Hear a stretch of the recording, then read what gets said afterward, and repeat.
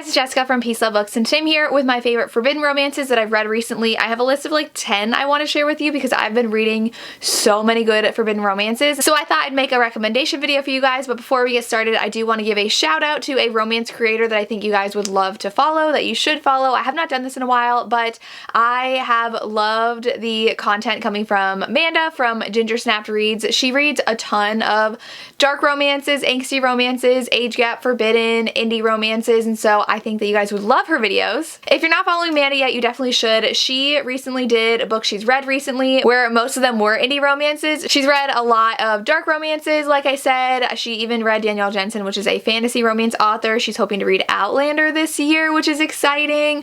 She recently did a book haul. She has her most anticipated reads of 2022. If you love romance content and romance creators, I definitely think Manda is someone you should check out, especially if you're into the indie romance side of romance publishing like I have been lately. So go check Manda out, and I will go ahead and get to my recommendations. Okay, so the first two are ones that I've recently just read, and I don't know if I'm going to do my reading vlog of them before or after this video, but they were absolute 5-star reads for me. The first one's Still Beating by Jennifer Hartman. This one's a dark romance. So know that going in, our hero and our heroine hate each other. They have hated each other for the past like 14 years? I don't remember how long, but her sister and him have been dating for that long, since high school, and they're in their 30s now, and they're finally gonna get married, and so they are engaged. So our heroine's sister is engaged to the hero, and what happens is our heroine was out partying and she can't get a ride. Her like bag was stolen, so she calls everybody she can. No one answers, so she calls her last resort, which is the hero, and asks him to pick her up. He does, and they get kidnapped together. And the guy who kidnaps them, he is sick, and his goal is to get the two people he kidnaps to fall in love and then kill them in front of each other. And so our hero and heroine actually start developing feelings for each other. They share their secrets to one another when they're trapped in this basement together, and then they do escape. So then the rest of this book has to do with them getting back into everyday life, knowing what they went through together, how their relationship had changed, and him trying to still be engaged to her sister. Definitely forbidden, so angsty, and I actually highlighted so many lines in this book when I was reading it on Kindle Unlimited. I don't highlight things, but I was like, oh my god, that line killed me. That line killed me. I love this so much.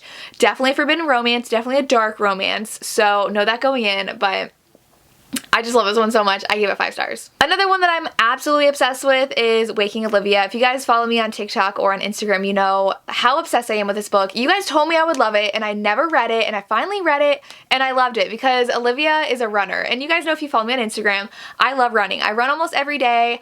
I started running in college. I joined the club, like cross-country team, and so I have a lot of experience running. I've done half marathons, and Olivia is a competitive runner. Now, I've never been as good as Olivia. Like, Olivia is fast. She is so good, but she got into a lot of trouble at her last college, so now she's running for a D3 school, and she could be like their ticket to actually like winning that season because they'd never win. And our hero is the cross-country coach. It's forbidden because of the coach in student aspect, not because of their age. He's actually 24 and she's like 21, so they're really close in age, and there's like bigger age gaps than that, but it's the fact that he is her coach, and she actually has experienced a lot of trauma in her life, so this is kind of dark in that aspect.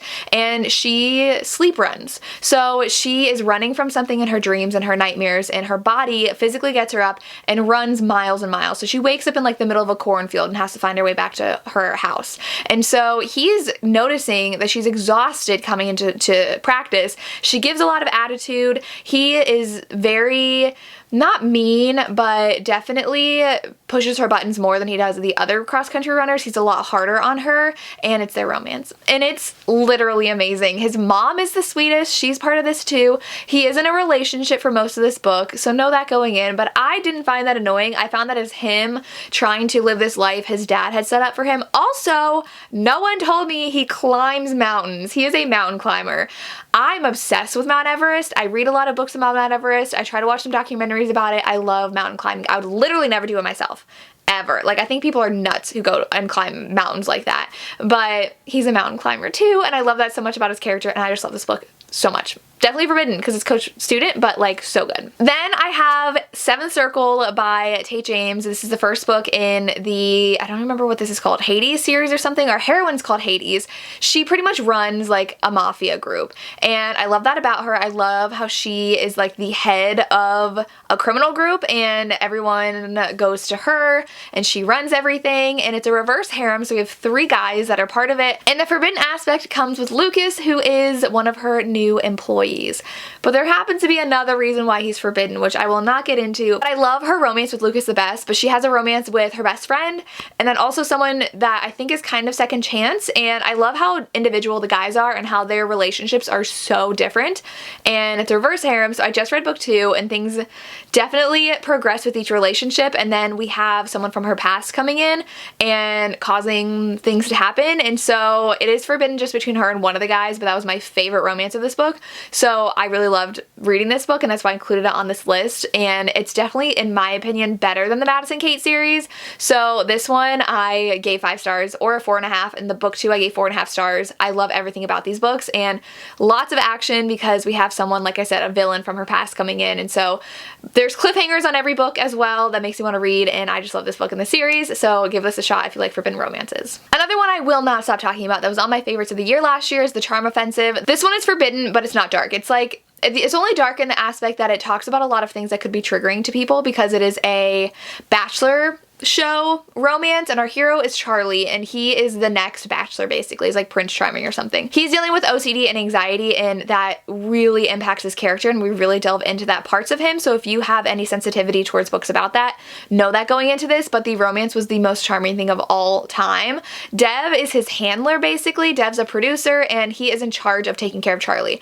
Dev deals with depression, and that's also heavily dealt with in here, and how that caused Dev to get out of his last relationship, which was like a 4-year relationship with someone who works on the show. And so Dev and Charlie grow closer and become friends, and Dev's kind of coaching Charlie on how to go on these dates because Charlie's never really even been attracted to women before or anybody before, and he doesn't know what he's doing on this show or with these women and how to interact with them without being awkward and being anxious all the time. And so Dev's trying to help him, and they go on practice dates together, and they end up falling for each other. So there's a lot of discussion about Charlie's sexuality too, and if he's asexual, aromantic, what those all mean to him, and it's just such a good romance. I love this book so much, but it's definitely forbidden because Charlie's supposed to be courting these women and proposing to one in the end, and he's falling for Dev. So I love this one so much. Then I cannot for the life of me find this paperback, and I know it is somewhere on my shelves because I definitely did not get rid of it, but I don't know where I put it. But it is Silver and Sapphires by Shelley Thacker. This is a historical romance, and our hero and our heroine are on kind of opposite sides of this curse. So there are these, I believe, 7 sapphires that if someone separates them, they're cursed. And so our hero's father stole one. His family's cursed, and his brother's dying, and his dad died, so he is determined to put these back together again. Our heroine, her father was murdered by the English at sea, and so she goes to India to live because she's a princess, and she is chosen to seduce our hero as a fake slave girl given to him to steal this stone back. And so it is amazing. They are on like opposite sides. They're supposed to hate each other, and he knows that she is untrustworthy and could never be someone he could trust in a relationship, and he has lost his wife in the past. Like about a year ago, he lost his wife to his enemy, and this book is crazy, and it's definitely forbidden because she cannot be with him because he is like the enemy to her people, and then he cannot be with her because she stands in the way of him lifting this curse for his family. And it is such a good historical romance. I loved all the action and adventure they went on. At one point they're like stranded on an island for a couple weeks together, and there's definitely a villain in the end that keeps the plot going. So I love this romance so much. We have kind of a spy element with her going undercover to try to get the sapphire from him. It's amazing. I love this historical romance. Then I have The Fastest Way to Fall. This one is a workout app romance. Our heroine's a journalist, and she is competing for a job. Her and the woman that she's competing with sign up for separate workout apps, and it's her goal to just feel healthier and write about her journey on this app. And she gets paired with a coach who is actually the owner of the app, but she doesn't know that. He doesn't know she's writing a story on it, and they start talking to each other and really liking each other, but it's definitely not okay for a coach on the app to fall for one of his clients, and she is writing a story about the whole process, so there's no way she could fall for him. but they end up meeting up in real life, and it's such a sweet romance. I really enjoyed this book.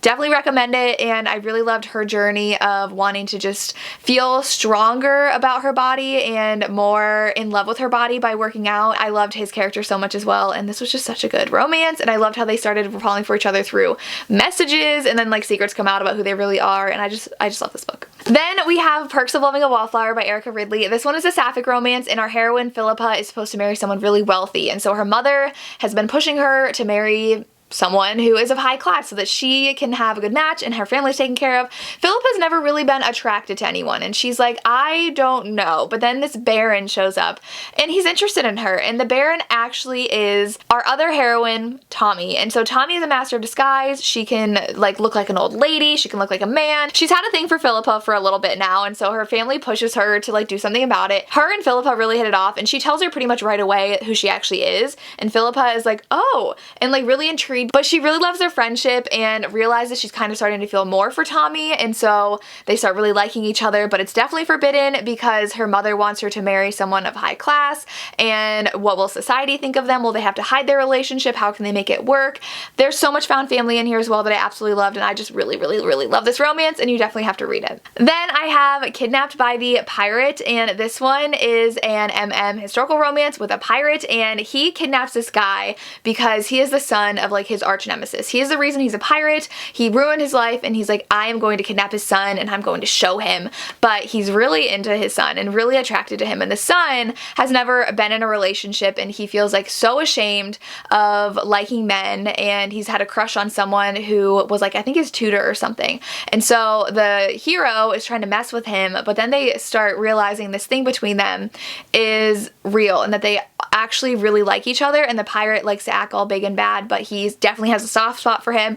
But it's definitely forbidden because the crew is like, this is our prisoner, like you cannot have feelings for a prisoner, and we don't know what you're doing with him. And then the hero, the other hero, who is the son of the guy the pirate hates, feels like he can never have a relationship with a man. He's actually on his way to marry someone at this island his dad owns, and so he feels like he has to do his duty in that aspect, and he knows that his father would pretty much just own him if he figured out who he really loved, and it's just such a good historical romance. I really enjoy this one. I love a good pirate romance too, so if you want that in a historical, check this out. Then I have Gothikana by Rue Nix. This is a student-professor romance, and it's definitely super dark and atmospheric. Perfect for like fall times, which was when I read it.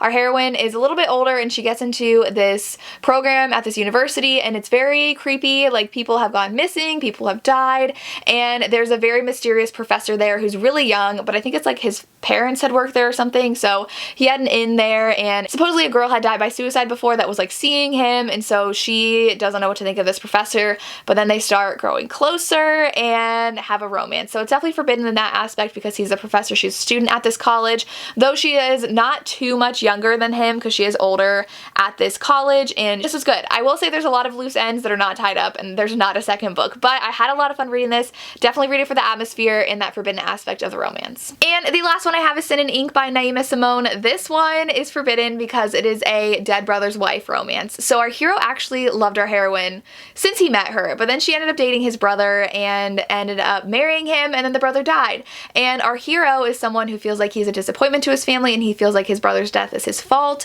He was a professional fighter, and then him and our heroine reconnect, and I think he's a tattoo artist and she wants a tattoo, and it is just so good. I love a siblings significant other romance. It's so messed up, but that is definitely forbidden, just like with Still Beating. I love that kind of dynamic because of the forbidden aspect of it, but this one was definitely shorter and definitely very steamy, but I really love this one, and I would recommend checking this out for that forbidden nature. Those are all the forbidden romances I have for you today. Let me know down below if you have any other forbidden romance recommendations that I have to check out. I would love to hear, especially if they are sibling significant other romances. Let me know about that, but as always, thank you so much for watching and have a good day. Bye.